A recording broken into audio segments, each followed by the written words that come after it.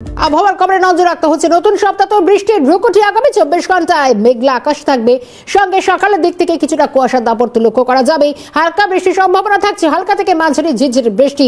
কলকাতার সর্বোচ্চ তাপমাত্রা কিছুটা 20 ডিগ্রি কাছাকাছি থাকবে এবং সঙ্গে সর্বনিম্ন তাপমাত্রা 15 ডিগ্রি সেলসিয়াসের কাছাকাছি থাকবে। দক্ষিণবঙ্গে হালকা থেকে মাঝারি একটা বৃষ্টিপাত হবে এমনটাই জানা যাচ্ছে। 2 মেদিনীপুর, ঝাড়গ্রাম, 2 চব্বিশ পরগনা প্রত্যেকটি জায়গায় বৃষ্টির পূর্বাভাস থাকছে।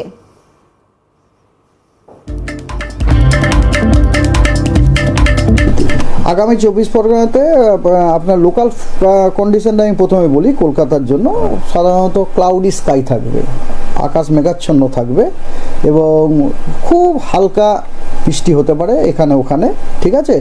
এবং ফগ থাকবে, মিস্ট মর্নিং সকালের দিকে ফগ এবং মিস্ট থাকবে।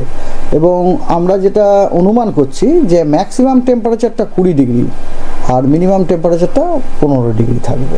এটা হচ্ছে কলকাতার ইয়ে।